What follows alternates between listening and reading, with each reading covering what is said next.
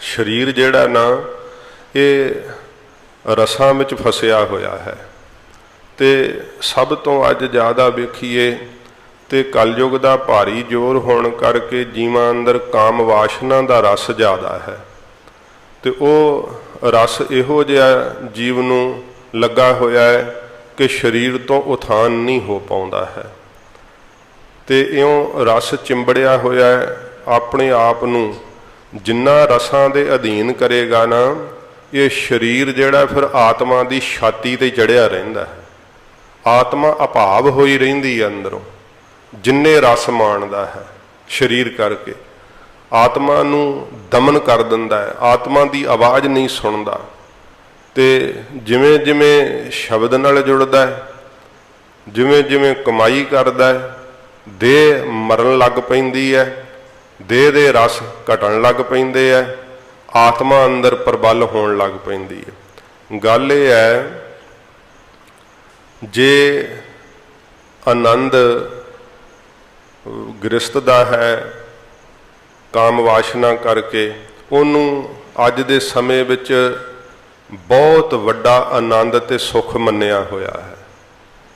पर जे सतगुरु जी तो आपां ये पुछीए तो गरीब नवाज की बाणी कहती है कि एक निमख मात्र वो सुख है। तो वो सुख इस तरह का है, ये बड़े बड़े विद्वाना ने इस दे उपर साध संगत जी, क्योंकि बोलना ये उत्ते बड़ा दुस्तर हुंदा है, बड़ा कठिन हुंदा है।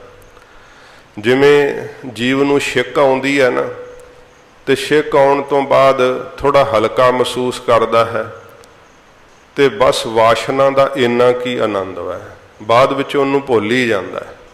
जिमें किसी ने भार चुकिया होवे तो वह चुकिया होया भार फिर उतार देवे, घड़ी पल ही उन्होंने लगता है कि मैं बड़ा हौला हो गया। कहते इउं ही काम वासना नूं भोग के उन्होंने घड़ी पल ही लगता है कि बड़ा सुख मिलिया। तो जदों लंघ जाता समा फिर वो भार भी भुल जाता है, तो वह सुख भी भुल जाता है। इस तरह वासना जिहड़ी भोगी हुई जीव नूं भुल जाती है, वो सदा उहदा सुख नहीं रहिंदा है। फिर इस सुख तो जिहड़ा है जीव छुट नहीं पाउंदा है, इहदा ही हथ फड़िया होया, इसे सुख का हथ फड़िया होया, तो इहदे ते ही दुनिया का दारो मदार चली जाता है। पर इहदा हथ छुटे किवें? इहदा हथ तां छुट सकदा है जे इस तो वड्डा सुख मिले। तो जे जिस कर्म विच ज़्यादा वड्डा सुख होवे तां ही छोटा स्वाद छुट सकदा है ना। जदों कई बार किसी ने साध संगत जी ज़्यादा मिठी चीज़ खाधी होवे ना, तो उन्होंने घट मिठी चीज़ फिक्की जापदी है। इस तरह जदों ज़्यादा मिठा रस वाहिगुरू दे नाम दा चखिया, फिर एक काम वासना का आनंद फिक्का लगना, नहीं तो उन्ना चिर नहीं लग सकता। फिर जदों सिमरन का दामन थाम लिया, वाहिगुरू जी का दामन थाम लिया, तो फिर ये वासना का हथ छड़ दिंदा है मनुख, अपने आप ही छड़ दिंदा है। फिर वो हथ फड़िया जाता है सिमरन वाला, शब्द वाला, तो फिर इनू लगता है कि नहीं वो आनंद फिक्का है, आ आनंद ज़्यादा है, सच्चा है। ये कमाई तो बिना नहीं, जीव चाहुंदा तो आनंद ही है, पर कमाई नहीं करता तो शरीर करके फसिया रहिंदा है शरीरक संबंधां दे अंदर। तो जिहड़े गृहस्थी हन्ना माफ़ करना भावें धर्म है, पर साध संगत जी किन्नी किन्नी उम्र हो जाती है, बच्चे भी पैदा हो गए, जवान हो गए, विवाहे गए, पर फिर वासना नहीं अंदरों मुरदी। तो किन्नी किन्नी जिहड़ा है वो बार बार गृहस्थ वासना भोगी जाते है। तो कहते हैं गृहस्थी का धर्म है, ये धर्म है। महाराज सच्चे पातशाह जी ने यह धर्म नहीं गृहस्थी धर्म कहा कि शरीरक वासना के भोगण नूं गृहस्थी धर्म कहा है, नहीं। सच्चे पातशाह जी महाराज जी ने कहा है कि काल खाए किश हथों दे, नानक राह पछाणे से, पुण्य दान का करे शरीर, सो गिरही गंगा का नीर। नहीं तो महाराज लिख देंगे कि भाई ये धर्म ही है तेरा, हुण तू ये गृहस्थी करी चल। तो जीवां ने यही समझ छड्डिया है कि ये हुण धर्म है। इत्थे चाहे कि ये भी समझण वाली गल है साध संगत जी, जिहड़ा इहदा जबरदस्ती दमन करदे आ ना वासना दा, वो बहुत सारियां ऐसियां कुरीतियां समाज दे सामने आउंदियां हन। फिर जिहड़ा है माफ़ करना, जानवरां तक नाल भी ये संबंध पैदा करन तो गुरेज नहीं करदा मनुख। जदों इखलाक गिर जाता है, ये वासना अंदर शैतानपुणा पैदा कर दिंदी है। जिन्हों इसनूं जबरदस्ती दमन किया ना, वो कई बारी पागल भी होए वेखे जाते हैं, क्योंकि अंदर शरीर का रस छुटिया नहीं, जबरदस्ती इहदा दमन किया है। तो फिर उत्थे की हुंदा है, जिहड़ियां सूक्ष्म रूहां हन ना, ये साडे आले दुआले विचरदियां, वो उन्हों नहीं आ करके चिंबड़दियां, जिहड़ा शरीर दी ते मन की सुचमता सहित रहिंदा है, उन्हों ही आ करके। ये भी मन्निया गया है दार्शनिकों का कि जिहड़ा साध संगत जी जिहड़ा वासना नूं कई कई प्रक्रिया नाल भोगदा है, हस्त मैथुन आदਿਕ करदे है, उन्हां नूं प्रेत आत्मावां बहुत जल्दी चिंबड़दियां ने। जिहदे अंदर वासना है भोगण दी, पर भोगण नूं कोई समाज विच व्यवस्था नहीं मिल रही, अंदर वासना मर नहीं रही, जबरदस्ती दमन किया होया है, तो उन्हां दे अंदर फिर साध संगत जी इहो जिहियां प्रेत आत्मावां भी आ करके उन्हां नाल गृहस्थ विहार तक कर दिंदियां। इहो जी हालत बन जाती है। तो जीव दे मलीन हृदय करके है सारे कारण। जिहड़े कहंदे आ ना भूत चिंबड़ गया है, इहो जिहियां घटनावां ज़्यादियां काम वासना दे अधीन हुंदियां हन, क्योंकि इहो जिहियां बदरूहां तां बहुत ने जिन्हां नूं शरीर नहीं है। इन्हां वासनावां दे गलत कर्मां दे करके ही उन्हां नूं शरीर नहीं मिलिया, प्रेत बने हैं। तो फिर उन्हां शरीरां नूं वो खोज लैंदे आ जिन्हां दे अंदर हर वेले वासना चलदी रहिंदी है, हर वेले कोई ना कोई बुरा कर्म ही जिहड़ा उहदा फुरने दे रूप विच चलदा रहिंदा है। तो फिर सुते पिया जे सुपन दे अंदर वासना भोगदे है, इस्तरी मर्द नूं बना लैंदी है, सुपने विच मर्द इस्तरी बना लैंदा सुपने दे अंदर। तो जरूरी नहीं कि सुपन दे विच भोगी है, हो सकता है कि कोई इहो जी भैड़ी रूह ही वासना नाल भोग गई होवे। तो इस करके फिर उहदा जात सत कायम किवें रह सकता है। महाराज जी ने जिहड़ा गृहस्थी कहा ना, वो जत सत विच परपक गृहस्थी कहा। इसे करके जिहड़े पश्चिमी देशों के लोग है ना, उन्हां विच जिहड़ियां वो ननस नहीं हुंदियां, वो ब्रह्मचारी हुंदियां। पर जिन्ने ज़्यादा साध संगत जी केस उन्हां नूं प्रेत चिंबड़न दे आउंदे, होर किधरे नहीं आउंदे, क्योंकि वासना का उन्हां नूं दमन कराउंदे है। सारी सारी उम्र उन्हां नूं ब्रह्मचर्ज रखाउंदे है, पर वो ब्रह्मचर्ज रहिंदा नहीं है। इहो जे प्रेत चिंबड़न दीयां कहानियां उन्हां दीयां बहुत सारियां हन। ये मनुख दे अंदर बड़ी प्रबल शक्ति है। इसे करके सतगुरां जी ने कहा कि गृहस्थ धारण करना, गृहस्थ नूं धारण करके फिर उहदे अंदर संतोखी बन करके रहना। क्योंकि जिहड़े पश्चिमी डॉक्टर है ना, उन्होंने ये ख्याल दिता है कि इहदा दमन ना करो, इनू भोगो। तो फिर की है, दोहां हालतां दे अंदर जबरदस्ती दमन किया भी साध संगत जी की है कि मनुख नाम नाल नहीं जुड़ पाउंदा अपने, क्योंकि अंदर वासना की चेष्टा बनी रहिंदी है। तो जिहड़ा भोगी गया तो वो तो फिर सत्यानाश ही मारिया गया, उन्हें तो अपनी आत्मा नूं पहचानिया ही नहीं, शरीर दे रस च खुब के तो खत्म हो गया। ये दोवां व्यवस्था में साध संगत जी जीव जिहड़ा गर्क हो जाता है, जबरदस्ती दमन भी नहीं हुंदा। ते जे इनू भोगी जावे तो फिर भी साध संगत जी इहदा सर्वनाश ही हो जाता है। ये गुरु नानक साहब ने सानू विचला रस्ता दस्या कि तू इहदा दमन नहीं कर पाएगा। महाराज फिर इसका खात्मा किवें होवेगा? महाराज कहते इहदा हथ छड्ड के वड्डे निरंकार दा हथ फड़। तू हाथी रसां दा फड़िया होया, हाथी वासना दा पकड़िया होया, ते सोचदा कि किवें जीवांगा। ते आदत पै गई है, शरीर नूं आदत पै गई है, मन नूं, ते कहण नूं अपने दिल नूं तरवास दिंदा है कि यह धर्म है। यह धर्म नहीं है, धर्म संतोख वै, सबर वै। जिन्ना चिर तेरे अंदर सबर नहीं आया, संतोख नहीं आया कि वासना दे भोगण करके वेख, जे इन्नी उम्र लंघ गई है हुण तक नहीं रजिया ते मरण तक रज जाएगा। इसे करके महाराज जी ने कहा है कि हेत के बंधन तोड़ न सक है तां जम करे खुआरी जियो। जिन्ना शरीरां तो जिन्ना बंधनां नूं तू मोह करदा, जिथों तैनूं रस मिलदा है, जे उन्हां नूं जिउंदियां जी तोड़ नहीं ना सकदा ते जम खुआर करनगे। फिर तोड़ दे बंधन शरीर करके, भावें बंधन रखी दे है मन करके ये बंधन तोड़ दे। भावें के वेख लो सतगुरां जी ने शरीर करके सारे बंधन रखे महाराज जी ने। गरीब नवाज सतगुरां जी तो वध सफल गृहस्थी कौन हो सकता है। ऐसे ही गुरसिख महाराज जी पैदा कीते है, शरीर करके सारे बंधनां नूं निभाउंदे है। इस्त्री दा भी धर्म पूरा पालदे है, बच्चियां दा भी धर्म पूरा पालदे है, पर अपना विवाह किते होर ही करके रखदे आ। उन्होंने भगती रूपी इस्त्री बनाई हुई है, तो फिर भगती रूपी इस्त्री दे नाल साध संगत जी वो शब्द विच एकमिक हुंदे है, महाराज साहब जी दे शब्द नाल जुड़दे है।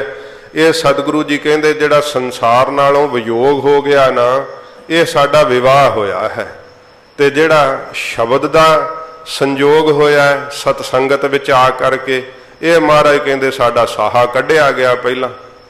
तो फिर ये सच्चे पातशाह जी कहंदे भाई साडा विआह हो गया। गुरसिखां नूं महाराज जी सिक्ख्या दिंदे है कि ये विवाह करना चाहिदा है। तो अज विवाह नूं भी की समझिया होया, काम वासना दे भोगण दा एक साध संगत जी जरिया समझिया होया बस। तो जिहड़ा ये जीव आनंद समझदा ना साध संगत जी, ये आनंद जे सच्चा होवे तां फिर सदा बनिया रहे। ये आनंद सच्चा नहीं, इस करके महाराज जी ने कहा निमुख काम स्वाद कारण। वो तो भावें उत्थे सतगुरां ने पर इस्त्री दे वाक कहे है, अपनी धर्म पत्नी नूं छड्ड करके होर थावां ते कुकर्म करने, क्योंकि जिहदे अंदर वासना नहीं ना मरी, माफ करना उन्होंने मौका नहीं मिलता। जे मौका मिल जाए तो वह नहीं वेखेगा कि मेरी धर्म पत्नी है जां संसार का की नाता है जां की रिश्ता है। ये विवाह है, इदां तां अराजकता फैल जाएगी, समाज का ढांचा ही गिर जाएगा, जिस करके कि आप वेख रहे हो गिर भी रहा है। बहुत ज़्यादा बुरी हालत हो रही समाज के ढांचे की। सारा कुछ ये तां ही साध संगत जी उलट पुलट हुंदा जा रहा, क्योंकि जीव की मत काम वासना विच मारी गई है। विवाह नूं केवल काम वासना की पूर्ति का साधन मनी बैठा है। तो फिर ये बाहरों समाजिक तौर पर समझदा बस यही धर्म है। ये धर्म नहीं है। सतगुरां जी ने कहा है कि जिहड़ी शक्ति तेरे कोलों दबाई नहीं जाती, जे तू गृहस्थी बन गया है, इहदा हथ छड्डण लई यतन कर। भोगदियां भोगदियां जिहड़ा है तू थक जावेंगा, जे इहदे विच ही लगा रहो तां इउं कर कि अपनी वासना नूं शांत करके भजन विच लग जाया कर। फिर जदों तेरी वासना चरम सीमा ते पहुंचे, फिर भोग लिया, क्योंकि गृहस्थी है, तो फिर भजन विच उन्नी तीव्रता नाल लग। एक दिन ऐसा आवेगा जिहड़ा तेरे कोलों वासना दा हथ छुट जावेगा, फिर तेनू निरंकार दे नाम नाल तेरा इहो जिहा नाता जुड़ेगा, वो आनंद तेनू वड्डा भासण है। जदों वड्डा आनंद लभ गया, छोटा आनंद आपे ही छुट जाता। फिर इवें ये गृहस्थियां लई दोहां लई निजम है, दोहां लई निजम है। ये नहीं कि एक निजम रखे तो फिर दूसरा निजम ना रखे तां भी निजम नहीं रहिंदा, क्योंकि गुरमुख गाड़ी राह चलंदा वाक कहे है। गुरमुखां वास्ते ये गड्डी दे दो पहिए हुंदे ना, एक टुट जे गड्डी चल सकदी है, नहीं चल सकती। बराबर ही पहिए चाहिए, वड्डा छोटा होवे तां भी चलण च दिक्कत आउंदी है। जे बराबर पहिए होण ते गड्डी चलदी है। इस तरह गृहस्थ दे दो पहलू दो पहिए ने। ते सतगुरु जी ने कहा संतोख तो वड्डी होर कोई साध संगत जी दात नहीं है। गृहस्थ तो संतोख रखना चाहिदा है। ते जे की है, जे वैदिक दे मुताबिक भी सुनीए ना, तो साध संगत जी वैदिक भी ये कहती है कि बच्चे वास्ते पशु गृहस्थ करते है, फिर वो गृहस्थ नहीं करते। पर एक जीव है जिहड़ा बच्चे तो बिना ही किन्ना काम वासना विच डुबिया होया है। फिर वो शरीर की रखिया वास्ते दसदे है कि शरीर रिष्ट पुष्ट रहिंदा है जे महीने विच एक वारी ये संबंध करे तो फिर शरीर नूं रोग नहीं लगता है। तो जे होर संजम वरत लावे तो फिर इनू अंदर ही अंदर इहो जी इहदे अंदर आत्मा की सत्ता जागदी है कि फिर शरीर करके भावें कि वासना भोगदा है। साध संगत जी जदों वासना दे भोगण विच प्रवृत्त हुंदा है ना उदों सवासां दी गति बहुत तेज चल पैंदी है। पर ऐसे कमाई वाले गुरसिख जिहड़े गृहस्थ दे निजम नूं भी निभाउंदे है अपने असल स्वरूप नूं शरीर तो पासे करके वेखदे है कि मैं गृहस्थ नहीं भोग रहा, मेरा शरीर गृहस्थ भोग रहा है। मैं नहीं गृहस्थ भोग रहा, मेरा शरीर गृहस्थ भोग रहा है। ये अवस्था आत्म सत्ता जदों जाग पैंदी है ना फिर प्राप्त हुंदी है।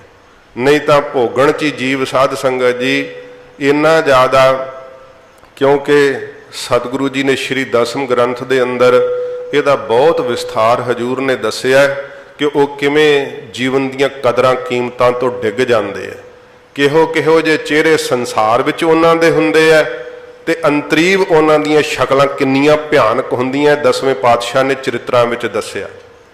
ते किहो किहो जे नीच कर्म कर दिंदे आ, किहो जे भैड़े ढंग नाल गृहस्थ वासना नूं भोगदे आ। हजूर ने सब कुछ खोल के दसिया। इसे करके कईयां नूं पता नहीं ना लगता कि महाराज ने किस तल दे उत्ते सानू ज्ञान दिता है। तो ये साध संगत जी महाराज ने कहा केवल विवाह नूं, शरीरक विवाह नूं भी काम दे भोगण दा जरिया ना बना, इनू भी वाहिगुरू नूं मिलण दा ही राह बना लै। इसे करके महाराज ने रहतनामियां विच वाक कहे है कि सिख सिखणी मिल बहै, चर्चा करे अपार, भजन सिखावे पुत्र को, हर भज बारंबार। दोवें मिल के बह के भजन करन, पर जे दोवें मिल के फिल्मां वेखण, जे दोवें मिल के लड़न झगड़न, तो अपने बच्चे नूं भी कई ना छोटा बच्चा गालां कढे तो बड़े खुश हुंदे आ, कहते अपने ना दादे कोलों सिखी है। दसो तुसी बच्चे नूं भजन सिखाउणा कि गालां सिखाउणियां हन? इस तरह की हालत है, ढांचा ही सारा विगड़िया होया है। तो जे इस तरह चलता जाए ना तो फिर विवाह के धर्म भी नहीं निभदे, फिर तां ही तलाक हुंदे है। साध संगत जी छुट जाते हैं रिश्ते, एक दूसरे नाल बेइतफाकी बन जाती है। तो जिमें जिमें फिर ये चीज़ां वधदियां ना तो माफ़ करना जीव जीव तो दूर हो करके जानवरों के नेड़े जान लग पिया है। ये पश्चिमी देशों के अंदर जिहड़े ये खोजी हैं ना वो इन्हां गल्लां नूं उजागर कर रहे हैं कि जीव का आपस में इस्त्री मर्द का इतफाक घटता जा रहा है तो पशुओं नाल इतफाक वधदा जा रहा है। ये माफ़ करना मैं गलत नहीं कहता, जे कोई तुसी वेखो ना उत्थों दे समाज का ढांचा, अकली इस्त्री होवेगी ते नाल 5-7 कुत्ते होणगे जरूर गड्डी च, अकला मर्द होऊगा ते 5-7 जानवर जरूर नाल रखे होणगे पैट आदक अपने। उन्होंने लगता है कि मनुख नाल नहीं हुण मेरी बण आउंदी ते जानवर अगों कोई, क्योंकि वो बुद्धि नहीं है, निर्बुद्धि हैं, उन्हें कोई भाव नहीं अगों प्रगट करना, उन्हें कोई अगों बुरा भला नहीं कहना। इस करके जानवर दे नाल ही अपनी जिंदगी बतीत करते हैं। तो जिथे आप सौंदे है, बहिंदे है, खांदे है, उत्थे ही कुत्तियां नूं खवाई जांदे, उन्हां नाल ही रहिंदे ते कुत्तियां वर्गा ही जीवन बन जाता है। भावें कि दूसरे पक्ष तो कुत्ते नूं रखना हुंदा ते ओह काहदे वास्ते रखीदा है, वो एक वखरा विषय है, मैं वो नहीं सोहना चाहुंदा, पर उहनूं उहदे फायदे लई वरतना चाहीदा है, ना कि जिस थां ते तुसी इस्त्री दी वरतों करदे आ उस थां ते जानवर नूं समझ लो, ते जां जिस करके जिस थां ते इस्त्री मर्द नूं चाहुंदी आ उस थां ते भी जानवर दे नाल पूर्ति करो। ये साध संगत जी सब कुछ ही एक कलयुग दीयां वड्डियां निशानियां ने। इसे करके ही सारा समाज का ढांचा जिहड़ा वो गिर रहा दिन बर दिन। तो सतगुरु जी कहते भाई जिहड़ा बाहरों भी शरीर करके विवाह किया ना, इस विवाह नूं भी जरिया बना परमेश्वर दे मिलण दा, केवल वासना दे भोगण दा जरिया ना बना। फिर तू धर्म विवाह तक नहीं कायम रहेगा, अपने होरना रिश्तियां नूं भी जिहड़ा ਜਿਹੜਾ ਕਰਪਟ ਕਰ ਦੇਵੇਂਗਾ, ਭ੍ਰਸ਼ਟ ਕਰ ਦੇਵੇਂਗਾ। ਤੋ ਸੱਚੇ ਪਾਤਸ਼ਾਹ ਜੀ ਮਹਾਰਾਜ ਫਰਮਾਉਂਦੇ ਹਨ, ਅੰਤਰੀਵ ਵਿਸਥਾਰ ਤਾਂ ਬਹੁਤ ਆ ਪਰ ਸ਼ਬਦ ਨਾਲ ਜੁੜੀਏ। ਹਜੂਰ ਫਰਮਾਉਂਦੇ ਹਨ, ਫਿਰ ਪੜ੍ਹ ਦਿਓ। ਸਾਹਾ ਸੰਜੋਗ ਵਿਆਹੂ ਵਿਜੋਗ। ਹੁਣ 99 ਕਰਕੇ ਸਾਧ ਸੰਗਤ ਜੀ ਸੱਚੇ ਪਾਤਸ਼ਾਹ ਜੀ ਮਹਾਰਾਜ ਕਹਿੰਦੇ ਆ ਜਿਹੜਾ ਵਿਯੋਗ ਕੀ ਹੋਇਆ ਹੈ।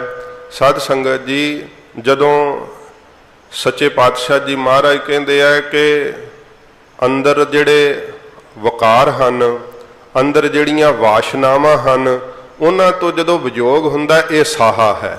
ਹੁਣ 99 ਕਰਕੇ ਸਾਹਾ ਸੋਧਿਆ ਗਿਆ। ਕਿਹੜਾ ਸਾਹਾ ਸੋਧਿਆ ਗਿਆ? ਜਦੋਂ ਸੰਸਾਰ ਨਾਲੋਂ ਟੁੱਟ ਗਏ। ਫਿਰ ਜਦੋਂ ਸੰਸਾਰ ਨਾਲੋਂ ਟੁੱਟਾਂਗੇ ਨਾ, ਸਵਾਦਾਂ ਨਾਲੋਂ ਟੁੱਟਾਂਗੇ, ਰਸਾਂ ਨਾਲੋਂ ਟੁੱਟ ਜਾਵਾਂਗੇ, ਉਹ ਦਿਨ ਦੂਰ ਨਹੀਂ। ਫਿਰ ਜਦੋਂ ਸਾਹੇ ਵੱਜ ਜਾਂਦੀ ਹੈ ਲੜਕੀ ਜਾਂ ਲੜਕਾ, ਫਿਰ ਉਹਨਾਂ ਨੂੰ ਪਤਾ ਹੁੰਦਾ ਕਿ ਵਿਆਹ ਦਾ ਦਿਨ ਨਿਯਤ ਕੀਤਾ ਗਿਆ। ਹੁਣ ਉਹ ਦੂਰ ਨਹੀਂ ਦਿਨ ਜਦੋਂ ਭਾਈ ਵਿਵਾਹ ਹੋਵੇਗਾ। ਜਿਹੜਾ ਸੰਸਾਰ ਨਾਲੋਂ ਵਿਯੋਗ ਪੈ ਜਾਣਾ, ਪਦਾਰਥਾਂ ਨਾਲੋਂ, ਰਸਾਂ ਨਾਲੋਂ ਵਿਯੋਗ ਪੈ ਜਾਣਾ, ਇਹ ਸੱਚੇ ਪਾਤਸ਼ਾਹ ਜੀ ਮਹਾਰਾਜ ਗਰੀਬ ਨਵਾਜ ਕਹਿੰਦੇ ਆ ਕਿ ਭਾਈ ਇਹ ਸਾਹਾ ਕੱਢਿਆ ਗਿਆ ਹੈ। ਤੇ ਫਿਰ ਜਿਹੜਾ ਸ਼ਬਦ ਦੇ ਨਾਲ ਸੰਜੋਗ ਪੈ ਗਿਆ ਹੈ, ਸ਼ਬਦ ਦੇ ਨਾਲ ਮਹਾਰਾਜ ਕਹਿੰਦੇ ਬਿਰਤੀ ਜਿਹੜੀ ਹੈ ਆਨੰਦਮਈ ਹੋ ਗਈ ਹੈ, ਇਹ ਵਿਵਾਹ ਹੋ ਗਿਆ ਹੈ। ਜਦੋਂ ਸ਼ਬਦ ਦਾ ਮਿਲਾਪ ਹੁੰਦਾ ਹੈ, ਸ਼ਬਦ ਕੀ ਹੈ? ਬ੍ਰਹਮ। ਫਿਰ ਬ੍ਰਹਮ ਦੀ ਜਦੋਂ ਸਾਖਿਆਤਤਾ ਹੁੰਦੀ ਹੈ, ਸਰੀਰ ਨੂੰ ਛੱਡ ਕੇ ਸਾਧ ਸੰਗਤ ਜੀ ਆਪਣੇ ਅਸਲ ਸਰੂਪ ਨੂੰ ਵੇਖ ਲਈਦਾ ਹੈ। ਜਦੋਂ ਆਪਣੇ ਅਸਲੇ ਵਿੱਚ ਚਲੇ ਜਾਈਦਾ ਨਾ, ਫਿਰ ਕੀ ਹੁੰਦਾ?